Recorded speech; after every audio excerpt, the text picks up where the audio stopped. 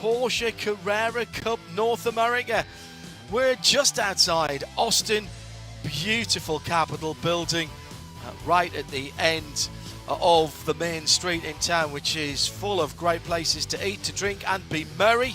And just to the south of the Austin Bergstrom Airport is the Circuit of the Americas, which is coming up on its anniversary this week, or next weekend actually. It was October the 21st in 2012 when a Lotus 79 driven by Mario Andretti first traced the inaugural laps around this 3.4 mile circuit. Lotus 79, of course, was Mario's championship winning car, and that was in 1978 the last time an American driver won the World Drivers' Championship.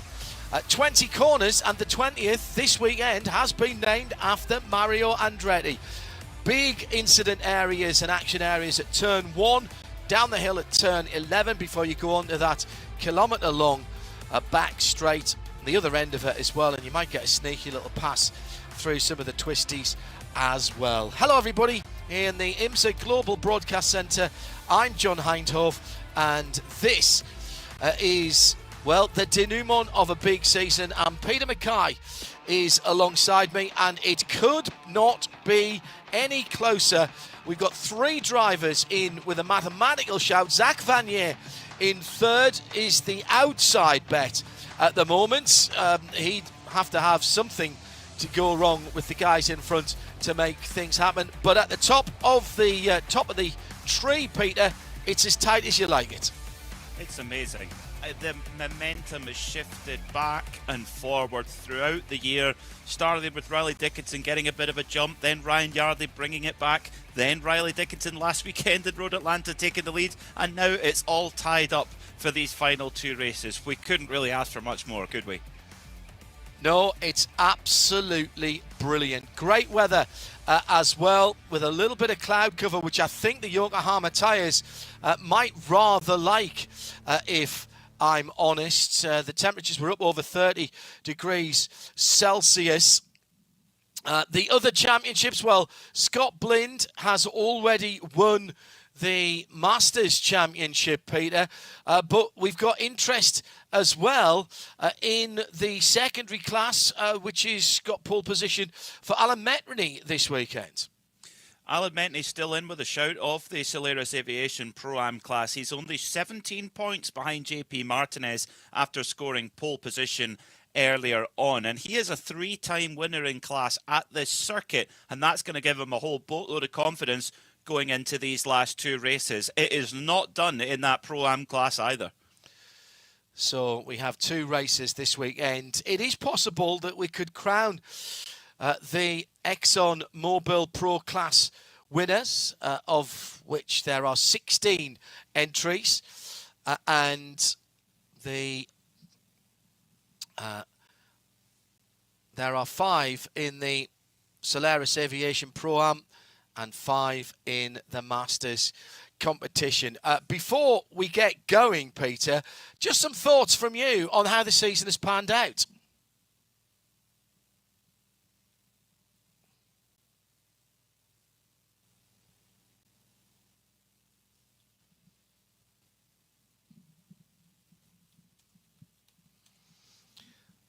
So both of those Pro and Pro-Am titles, as we said, are still up for grabs. Peter, your thoughts on the season so far? It's been fantastic. It really has. I mean, at the start of the season in Sebring, we thought that maybe Riley Dickinson, as the returning champion, might have driven away with this, but that's not been the case at all. It's been an intriguing fight all the way through. But I think also an equally important story is the emergence of the rookies, of Aaron Johnson, of Tyler Maxson, who for the last 3 or 4 weekends have been genuine bona fide front runners and getting several wins of their own. So that makes not just this finale to the championship exciting, but also what we could see in 2026. Yeah, good point. And we'll hear more, I'm sure, from the teams about next year's plans coming up after the banquets tomorrow.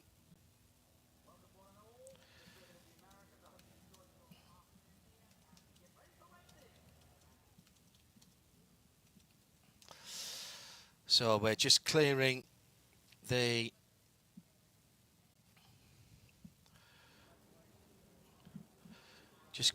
grid now, and the pressure undoubtedly rising.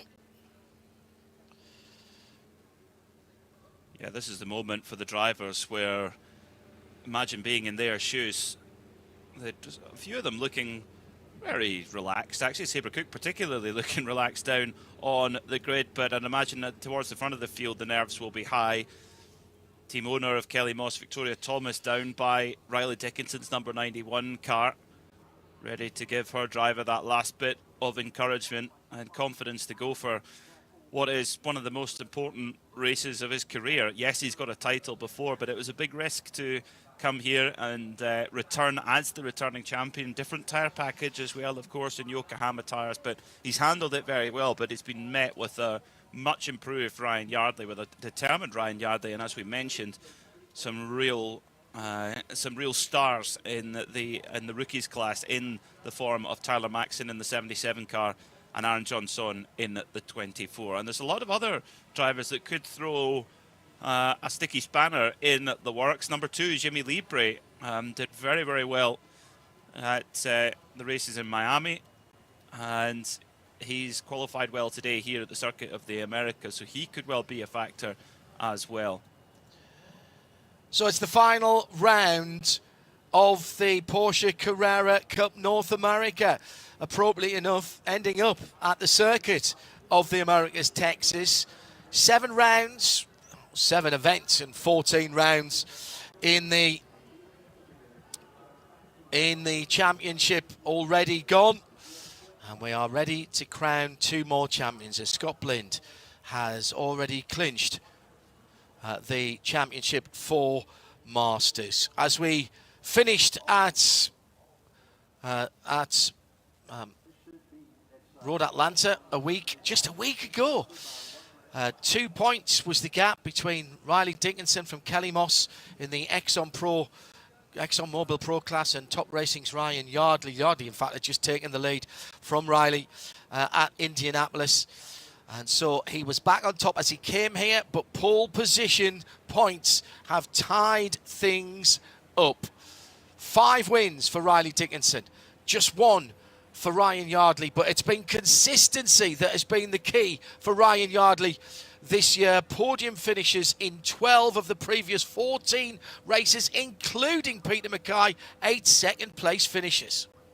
It's remarkable consistency from Ryan Yardley, 12 out of 14 podiums, and that's you're never going to be far away in a championship fight when you put together that level of consistency. But then likewise, if you're Riley Dickinson and you've won 5 times out of 14 races, you're not going to be far away either. But the big difference really, I think, has been is the number of drivers that have come into that winning conversation over the second half of the season, even the last quarter of the season, particularly guys like Aaron Johnson, like Tyler Maxson. They've made it much more difficult for the championship contenders to win races. But the second race at Michelin Raceway Road Atlanta, what was fascinating was we saw the return of what we know as the real Riley Dickinson, pulling away, controlling a race from the front with seeming ease. That's something we hadn't really seen since the early part of the season, but it definitely returned in Road Atlanta. Will it come back today? Well, it's going to be more difficult because he's not starting on the front row of the grid. Yes, but what do we know about turn 1, lap 1 here at the Circuit of the Americas?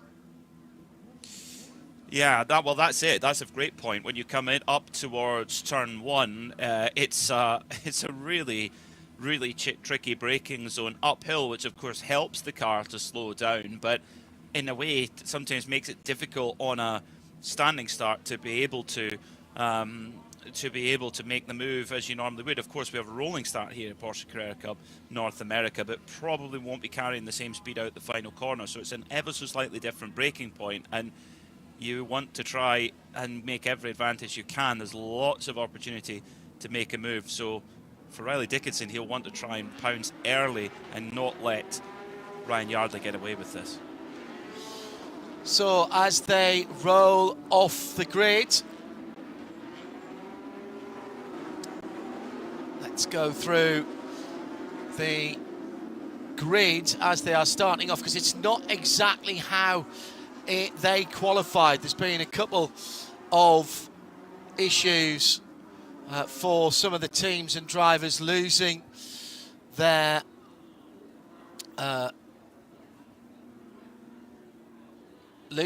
times.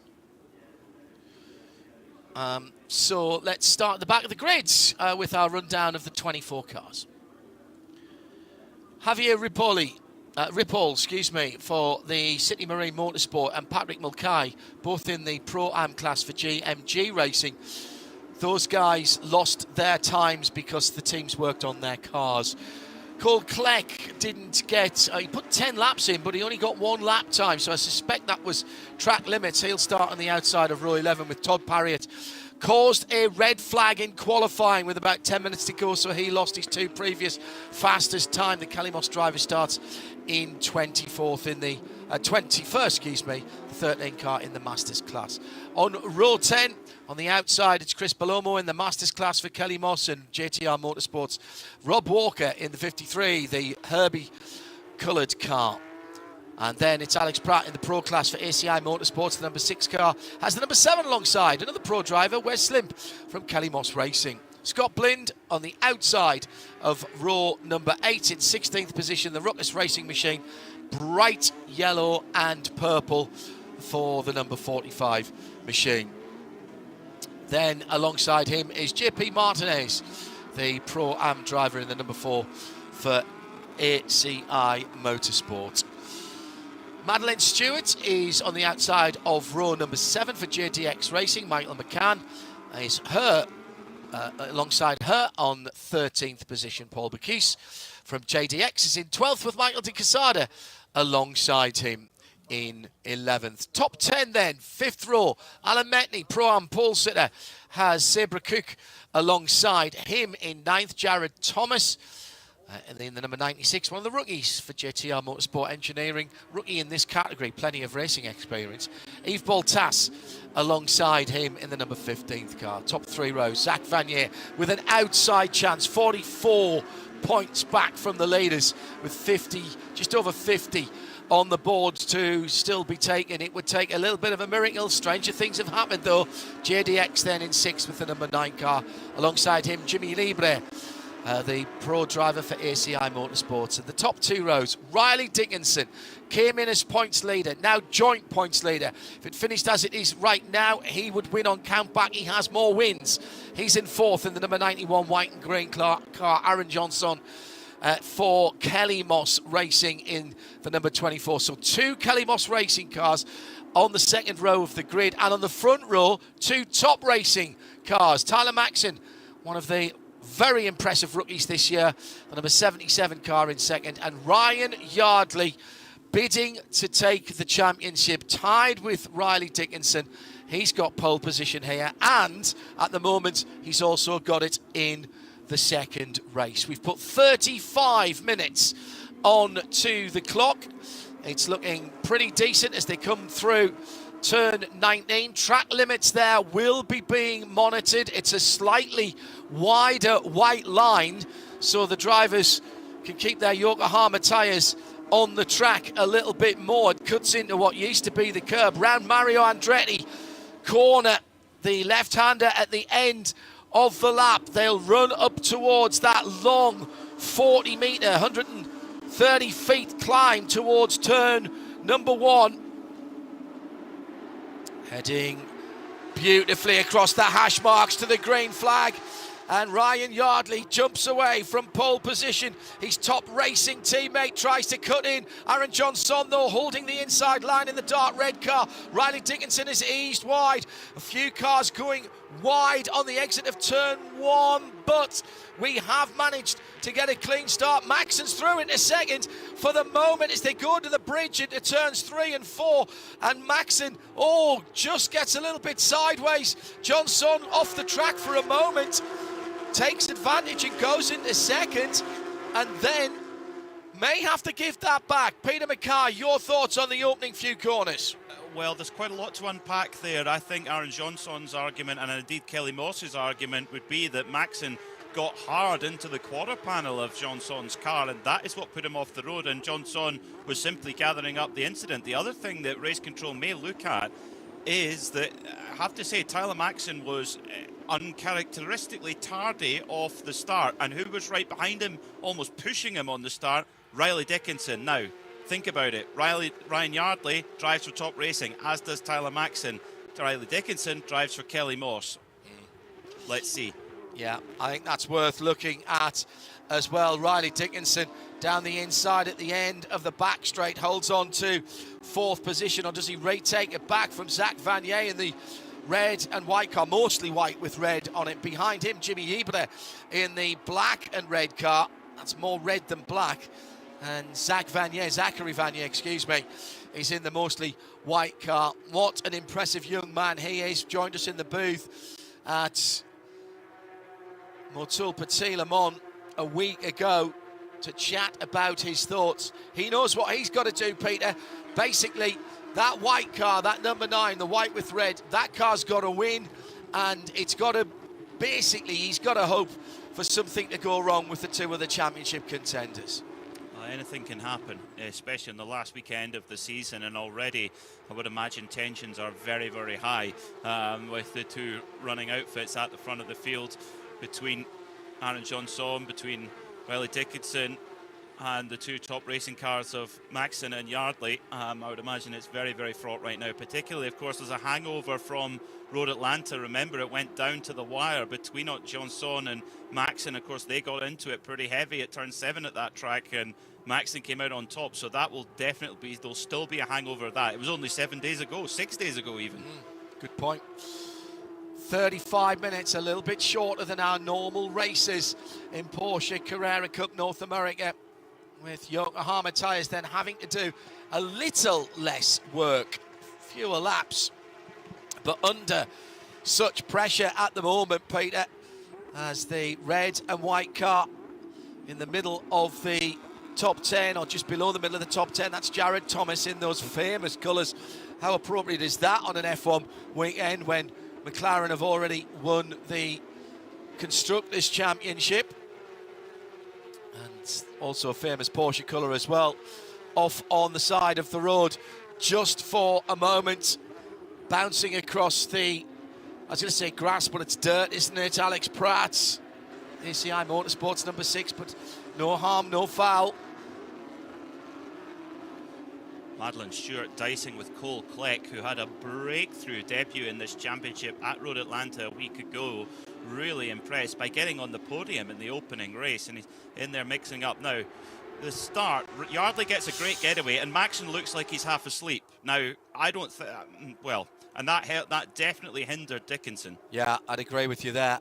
There was also a car down in the, towards the back end of the field that broke ranks, and IMSA do not like that. And I'm rather hoping that it wasn't Alan Metney in the GT Silver and Black iFly car, but I think it was one of the more GT Silver cars. And there was actually contact between Aaron Johnson and Tyler Maxon that pushed him off the track at turn 4 and 5. So yes, he did cut across the apex of the corner there on the painted surface, but he had contact. Thomas now having a look at the green and white number 15 of Yves Boltas. Boltas just going to have to lift there for a moment, balancing the car through there rather than going on and off the throttle. It's much smooth. Oh, they're both across the curbs there, and Boltas eases to the inside of turn number 6 through 7 now. and then take as much of the inside and that red paint as you absolutely dare. You've got to leave some part of your Yokohama tyres on the curb there, but there's actually a lot of grip on that red painted area to drivers' right. Down towards turn 11, onto the back straight. 3/4 of a mile from here till the next time you're going to brake. And Jared Thomas has Boltas right behind him at the front of the field. Ryan Yardley in the black and yellow TCS-sponsored car with Aaron Johnson in that passion red machine with the silver stripe down the middle in second place. Then Tyler Maxson, he's doing what he... Oh, off the track there, that'll be track limits. That's one strike at least for Tyler Maxson in the Apex blue and yellow car. But he's doing what he needs to for the team there.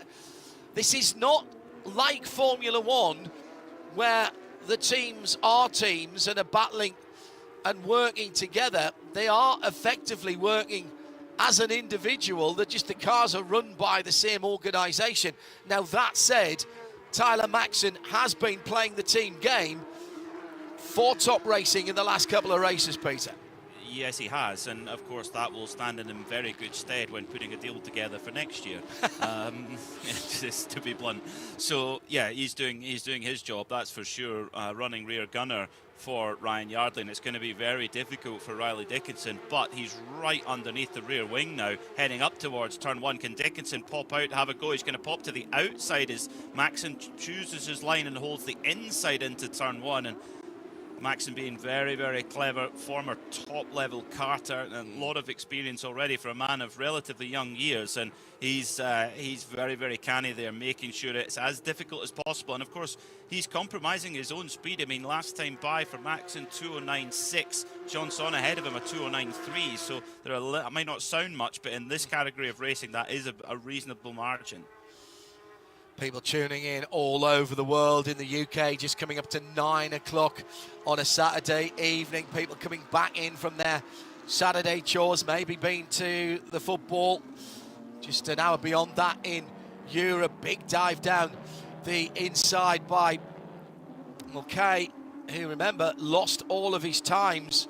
So Patrick for GMG Racing trying to make up some ground there. Turn 19 also being looked at for track limits at the moment. Hello to Richard Westbrook, who knows a little bit about racing Porsches. Has, well, more Porsche Championships trophies on his trophy cabinet than most people have competed in before he made the jump to American racing. Through. And through goes Dickinson into third. That's an important manoeuvre. Very important indeed, because now he can set off in pursuit of the 2-second gap that he's got between himself and Ryan Yardley, and there's just Aaron Johnson, who's another Kelly Moss racing car, between them through turn 16, 17 and 18. No big bump there. That's been smoothed out now in the last couple of years, so you can get on the throttle really early there. They're dicing with the edge of the circuit, and that white line, the very edge of the white line, the outside edge of the white line is still the track, but beyond that it is not. And watch out for track limits being called right there. Good evening, Mr. Westbrook. Hello, Jess. Hope the brewing business is going well. Richard and his wife Jess branched off into some other bits and pieces of business, but Richard, part of the Winwood racing team who took a championship last weekend in the WeatherTech Sports Car Championship. Pit lane caller, that is not good. That is not good at all. Into the pit lane for Michael Di Casada.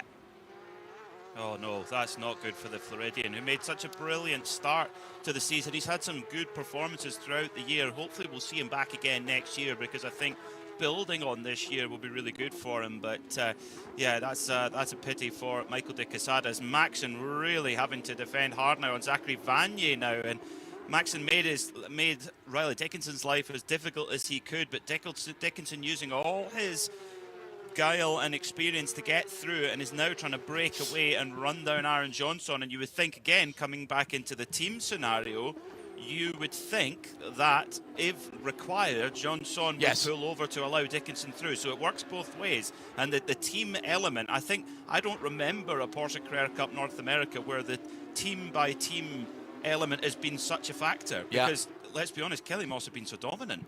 So Yeah. now you've got two teams fighting for that entrant championship as well. Yeah, Top Racing, JDX, ACI, JTR, all coming into their own as well. I put Richard Westbrook with the wrong team that we were partying with last Saturday night after Petit Le Mans. It was JDC, John Church's team, of course, that Westy is still a very important part of, as Jared Thomas continues to battle in that red and white car with Yves Boltas sitting in behind him. Now coming across the line again, Ryan Yardley, the number 78, who was on our race pole position. Johnson just keeping something in his wing mirrors, door mirrors, as they go through turns 1 and 2, plunging down the hill through turn 3. Balance the car with your left foot on the brake rather than going on and off the throttle. Well, that's terrible news for De Quesada down in the pit lane. He's out the car already.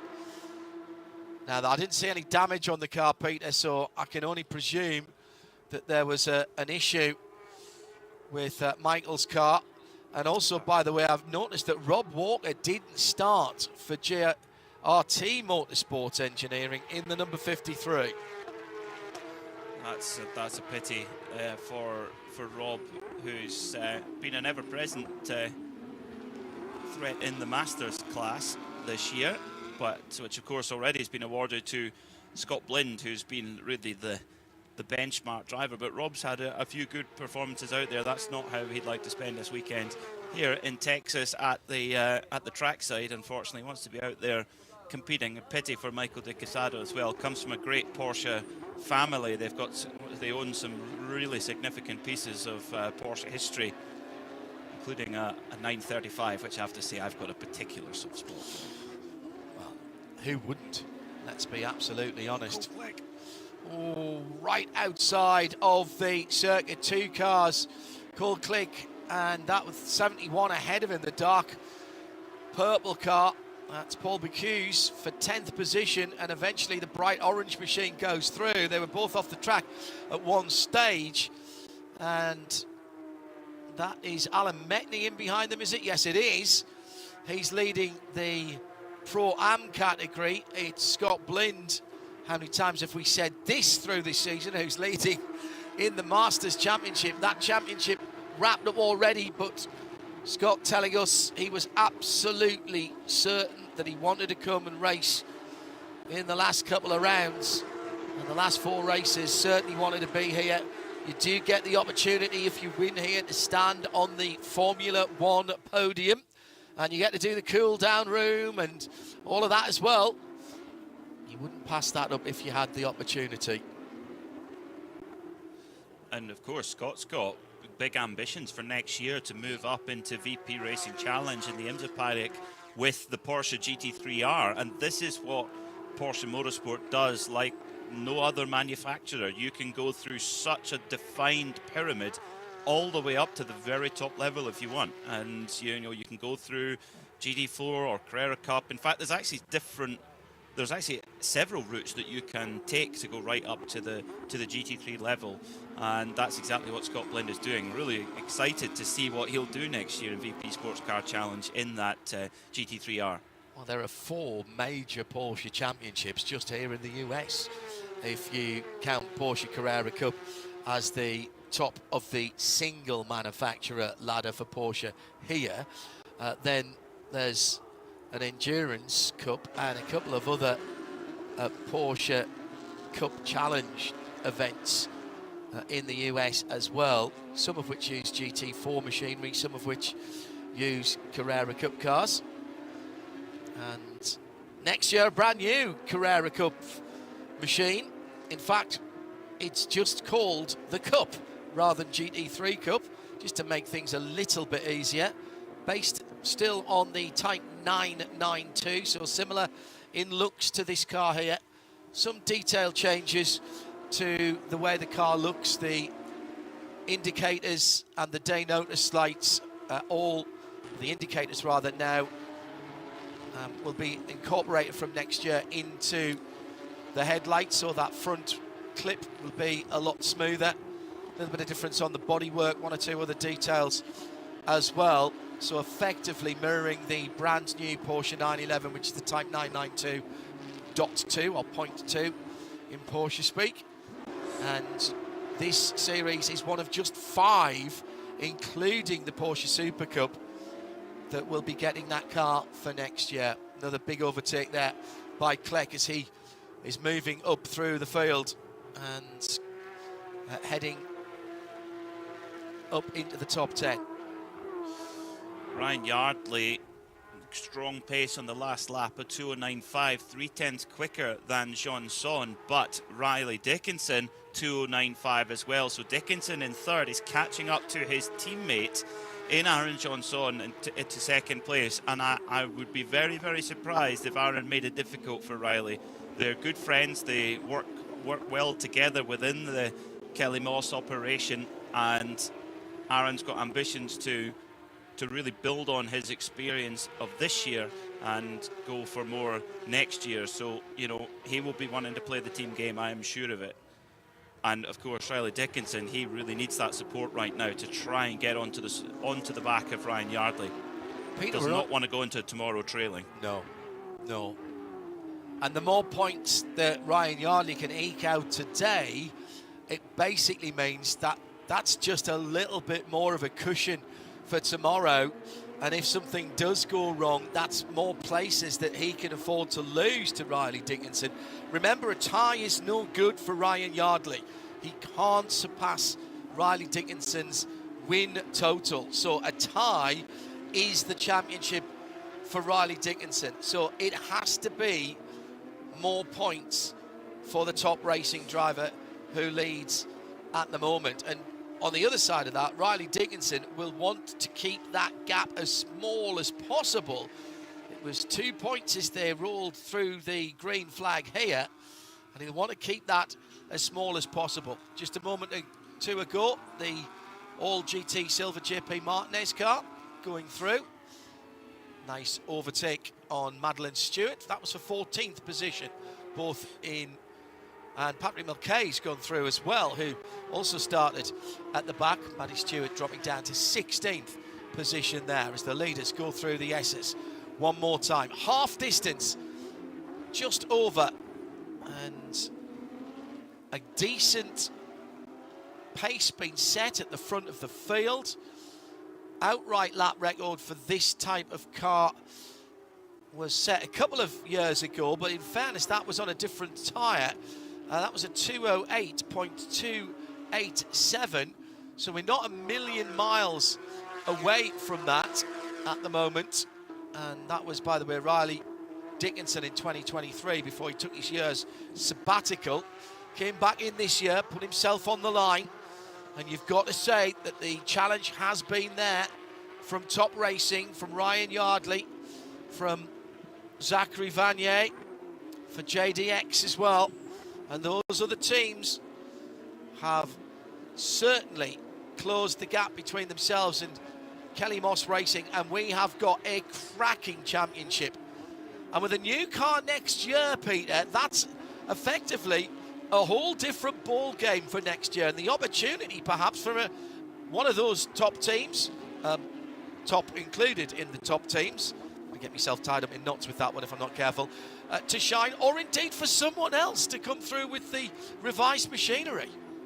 Well, it kind of wipes the slate clean. Yeah. Yes, there'll be general principles that work for a Porsche 911 racing car of any type that have been, you know, set in stone for generations, but there will be definitely hints and tricks with every evolution of any race car that the teams need to get their head around. And, you know, Kelly Moss have been champions the last 4 years in the team's championship. They're trying to do 5 in a row, so they've been the benchmark so far, but Top Racing really have taken the fight to them this year. And yeah, they'll all be desperate to get their hands on those new cars, which I believe will be arriving just after Christmas. Wow. Well, that's a nice late present, isn't it? Yeah. So Oh, it's Cole Kleck in the last sector, having a big dive up the inside of Yves Baltas. Is it orange paint on green paint? Maybe just a tiny bit. That's not a good mix, orange and green. Unless it's a packet of Tic Tacs, of course. Yep, very good. See what he did there. Fastest lap of the race so far, I reckon, is a 2:09.287, and that is Aaron Johnson. If you put all of the best sections together, then there is a 2:08.6 out there. So there is a lap record pace out there. It's the first section belongs to Clegg, then Riley Dickinson in the second, and Ryan Yardley in the third. And the top speed was someone else's there. I think it was Jared Thomas. Yes, it is. He's done 155 through the traps. 6 miles an hour quicker. Oh, Vanier into the back of Maxon. Just got really late on the brakes. Bumped Maxon and through he went. Is he going to let him go by again? Not yet, anyway. End of the back straight there, Peter. Very bumpy there. And although these cars do have ABS, you can't fight gravity and physics. And looked like, well, we had NASCARs here, then we had the stock cars here on the shorter circuit. Gets to the inside. Oh, now was there a bit of moving as well? Was that a moving in response to ... by the Tyler Maxon number 77 car? That might be being looked at as well. Very strict rules in IMSA racing. It's not about necessarily moving under braking, but you cannot move in response to what the driver behind's doing. If you want to take a defensive line, that's fine, but do it early and stick to it. You can't, once the driver behind has moved, you can't move to take that part of the road away. That is the very definition of blocking. You cannot move to block. You have to select your line into the corner early and stick to it. Through the S's, great place of the circuit. The cars moving around. Yokohama Tyres doing their hardest work through here as it goes left, right, and then starting to lean on the rear tyres as you climb up the hill through turns 7 and 8. Maxon in the 77 car now coming under some more pressure from Jimmy Libre. Yeah, this isn't good for Tyler Maxon's rookie championship points total. At the moment, he is sitting second in that subclass at the moment, but his nearest championship rival, Aaron Johnson, is looking to take the maximum. That would put that championship up to 16 points for tomorrow, which would mean that Johnson doesn't necessarily have to win out of the rookies. He can effectively follow Maxon home and win the championship in the rookies class. So not exactly what Maxon would have wanted, but Johnson, he's also got his eyes forward on trying to win the race overall, and Maxon's view right now is in his rear view mirror with a very large black and red number 2 car of Jimmy Libre. Jimmy's had a great season, thoroughly enjoyed his championship year. Hopefully we'll welcome him back again next season. Libre then in the wheel tracks of Tyler Maxon as they go through the final corner, and both of them flirting with the edges of the circuit. Wait until the little road pops up, the entryway on the right hand side. That's your braking point for Mario Andretti corner. Onto the front straight and drag up towards turn 1. Nothing better than the sound of 4 litre normally aspirated flat sixes by 20 or thereabouts. 507 horsepower from each of these wondrous engines, and fair play to the Porsche engineers back in Germany. These are exactly the same specification of engines that, if you are fortunate enough to have the wherewithal and the relationship with your Porsche dealer, that you could go and buy in the back of a road-going 992 GT3 or a GT3 RS, as Peter would have, as he said many times before. He's hinted many times this season, but oddly Porsche hasn't had one delivered to his door. back over in Scotland and just handed him the keys. That might be the check continually bouncing all the way down to... Yeah, all the way down to Reading in the UK, where Porsche UK appears. Yes, you may be right. Jared Thomas getting clecked at the first corner as well. Well, this has been a stunning drive by Cole Cleck for Top Racing. Started right towards the back, 2-3 cars off the back. He's in the top 10 now, in 7th position. Jimmy Libra is still staring at the rear lights and ducktail spoiler of the Apex Blue number 77 as they go through the technical section in the 3rd sector. Coming through to the Parabolica now, under the tower. Now straightening it up through turn 15. Now on the gas, balance the car. Right front and right rear taking a pounding through here. The bump that was just about at 18 has been smoothed out now, so that means you can take a more traditional line. Hook the inside curb at 19. And again, a wide exit from Yves Boltas into the final corner. Boltas and Thomas, they've been locked together pretty much the whole race. Fantastic battling between them over 7th place. Now that was defensive by Boltas, but he went there before the red and white car did. So that's absolutely fine, Peter. If Jared had moved there first, then Boltas could not have moved. He would have had to have given up the inside. In fairness, and now is this, well, Cole Clegg getting a tyre change. So I can only imagine he's picked up a puncture somewhere. Now he'd fought his way up into 7th position, Peter. I know what he's doing. He's got no time for the second grid. He didn't put in a time for the second grid. He's putting on a new set of Yokohamas there, and he's going to go for effectively in the last 8 minutes a qualifying session and put himself further up the grid for tomorrow's race, because the regulations state that your qualifying is set by your first and best fastest lap, should I say, best fastest lap in qualifying for race number 1. For race 2, it's his second best, but if you improve on that in the race in race 1, that then becomes your qualifying time.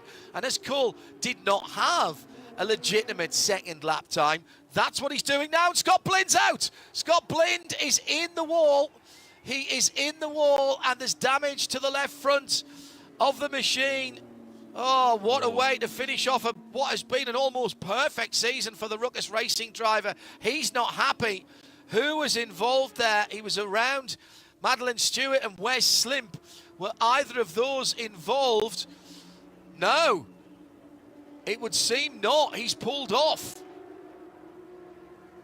Well, that's an odd one. Now that is it just after throttle towards the end of the S's, where the car is, of course, shifting balance back and forward. And I think if he's just got it all wrong, this will surely bring out a full course yellow.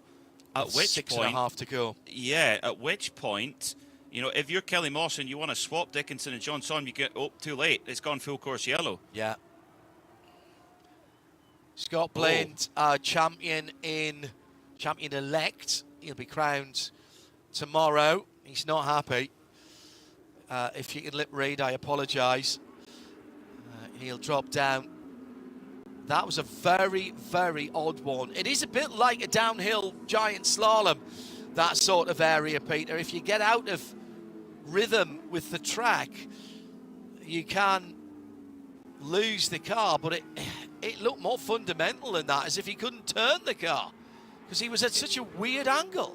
I think it just swapped ends on him. I think from the brief shots we saw in the Global Broadcast Centre, it looked like just coming towards the end of the S's at turn 7, 8, 9, it just, you know, that pendulum effect, the weight going back and forward, caught him out, and off he went. You've driven that, I haven't, but that would be how I would see it.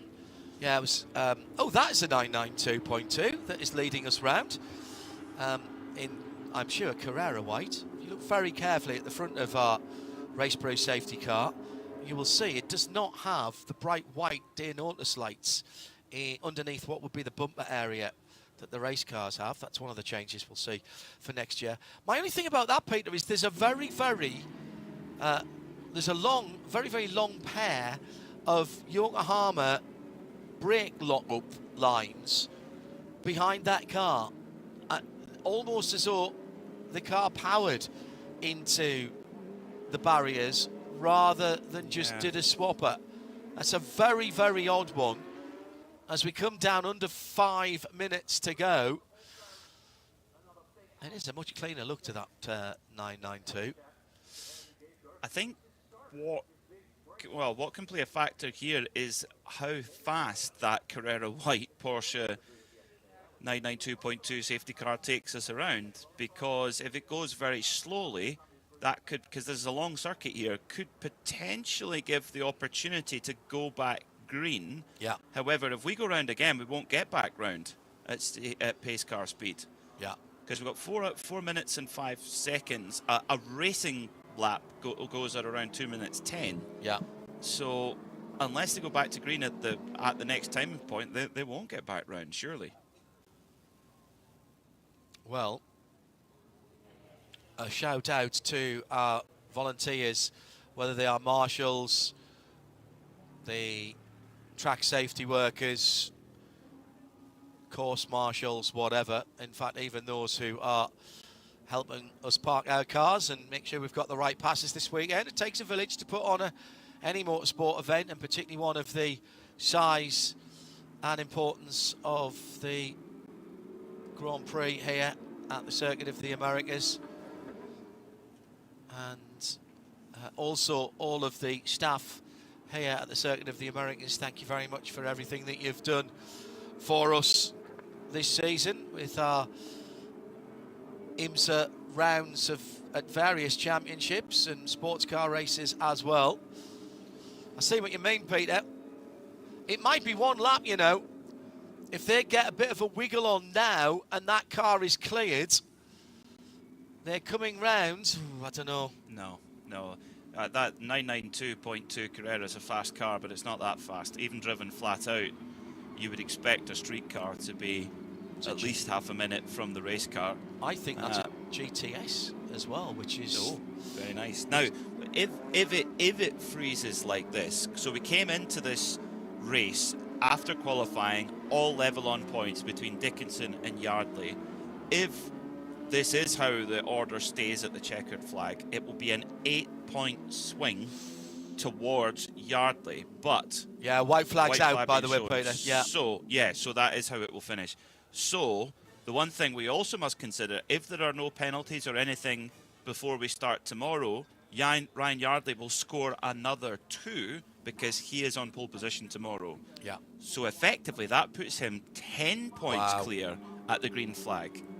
So that gives Riley Dickinson a lot of... Well, all he can do is go and win the race tomorrow, and then it's in the hands of Yardley. Yardley would have to finish off the podium.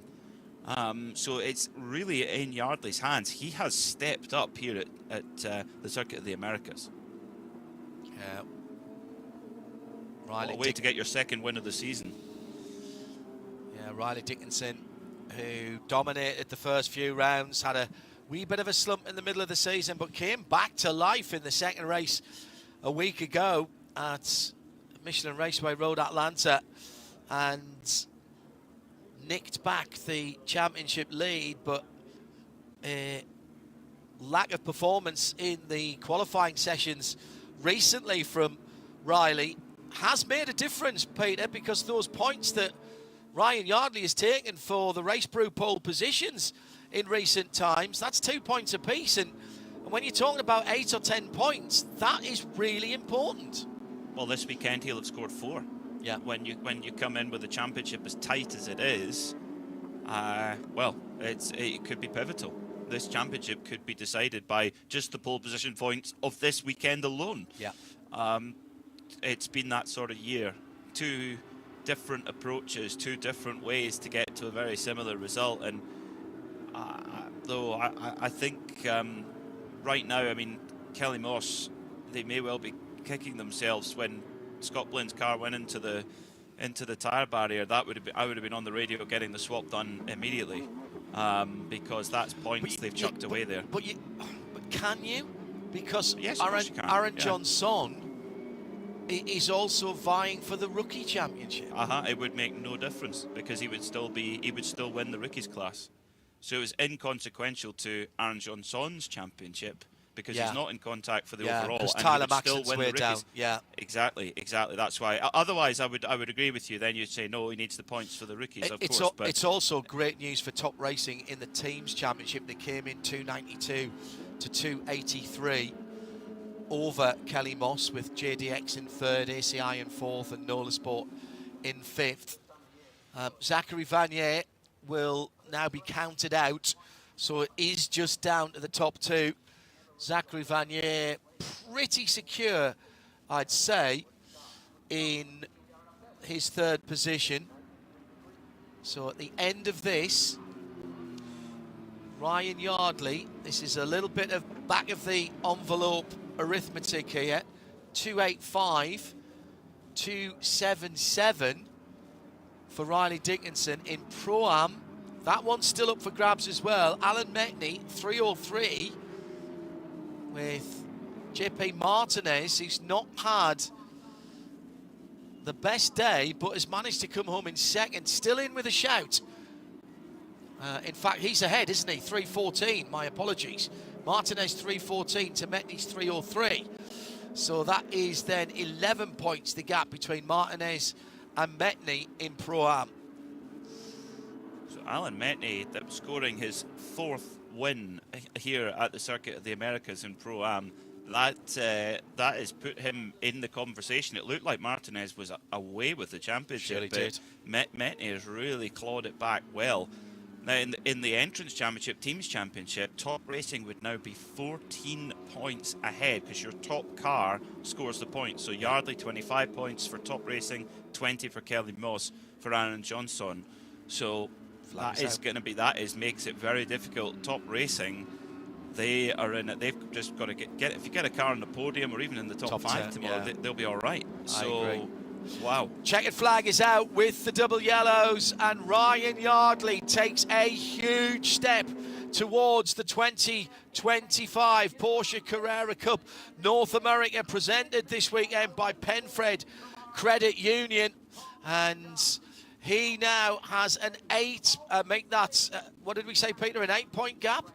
Yes. An 8-point gap before he starts tomorrow's race, and assuming he holds on to pole position, he'll get another 2 points for that. Aaron Johnson really solidifies his grip as well on the rookie championship and will stand on the podium in second. Riley Dickinson, for so long our leader in the championship and came here with a 2-point edge, will now be in second place in the full Pro Championship. And Alan Metney closes in on JP Martinez in the Pro-Am Championship. It's not the finish that Scott Blind wanted. He's already clinched in the Masters class. But my goodness me, we are setting this up for a Sunday morning showdown here in Texas. It's not high noon, it's a little bit before that, but effectively the whole of the 2025 championship will come down to that race. And you can't say it's over, Peter. You cannot say it's over when you've got a circuit like this that has such an action area at the first corner on the first lap. And although Ryan Yardley will start from the best spot on the Race Brew pole position, and has one hand on that ExxonMobil Pro Championship, you cannot say it's his yet.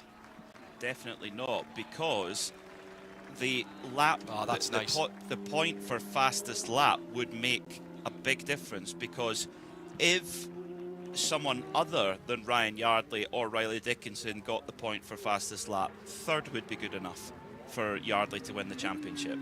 However, if Riley Dickinson got the fastest lap and Yardley finished third, Dickinson would be champion, because there'd be a tie break, and as you said, Dickinson would win it on countback. So a tie is enough for Dickinson. A tie is enough. So for Dickinson, he needs to win and get the fastest lap and hope that Yardley is third or worst. So it is far, far, far from done.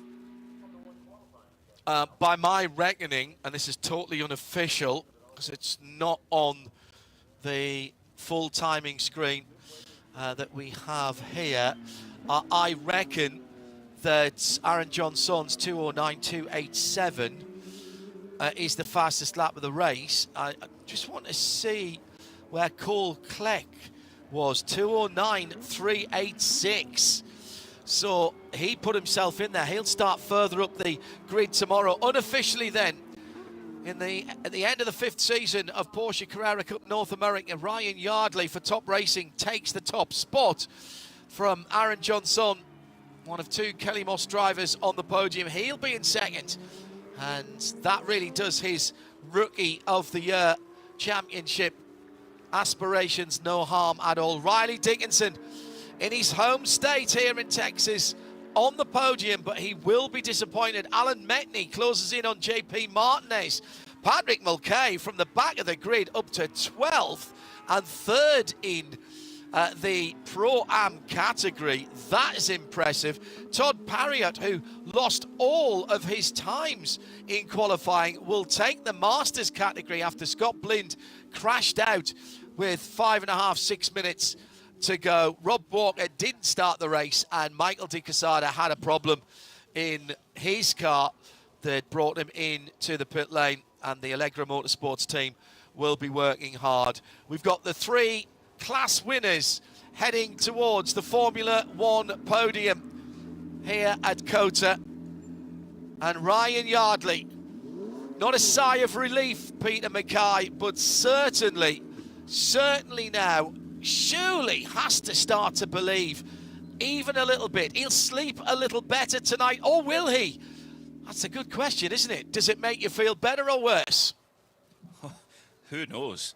Who knows? Right now, it will feel fantastic. It will just feel brilliant to shift that momentum back towards his way, and yeah, that what a way to step up and to get back that championship lead. And I mean, for when you play it over the other side for Riley Dickinson, I think he'll go to bed tonight absolutely furious with how this race has gone for several reasons. But I think he'll also soon go, right, he'll clear the mind and go, right, I've got nothing to lose tomorrow. I go and win the race, fastest lap, and I just wait and see what happens. Yeah. Todd Parriott with new colours this weekend in that satin black, or satin charcoal colour, which has become a bit of a colour this year. I noticed that the iFly 99, that's the car with the green number surrounds, that's Alan Metney, and that car fully covered this weekend, but with the iFly in silver, looks great as well.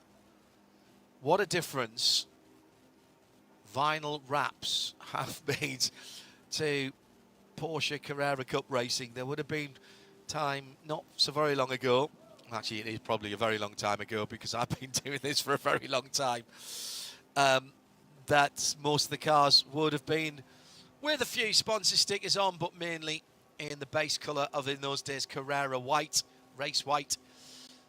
The cars nowadays supplied from Porsche Motorsport in Germany, or through, in this case, Porsche Motorsport North America, who have their headquarters in the States, in Atlanta and just outside LA. They come in GT silver. So the winners of each of the 3 classes with the opportunity to sample the Formula One cool down room while they look at the highlights. It was pretty clean start into turn 1. They'll be looking at that. And the wet thing was on, and I couldn't get the wet thing to come on. Let's have a quick listen.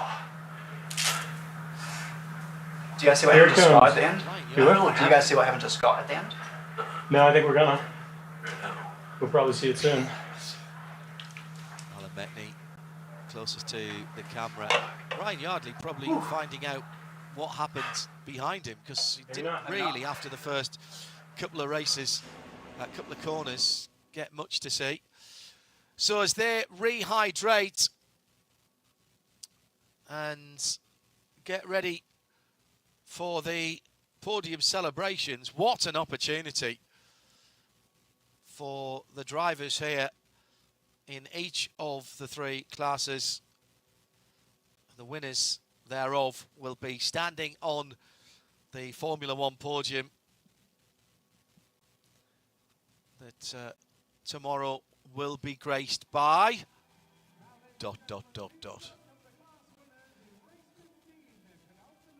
That's the voice of Bob Constanduris. Masters class first. Todd Parriott lost all of his lap times for having his team working on the car in qualifying, so had to come up from the back. The winner of Pro-Am is Pro-Am, Austin, Texas, Alan Metney. His 4th win this year. Well done to him, but the overall winner and Kelly Moss Racing is and the Pro Running for Top Racing, His 2nd win this year. Ryan Yardley, who takes an 8-point lead into tomorrow. Championship still to be decided, and we'll have it for you tomorrow live.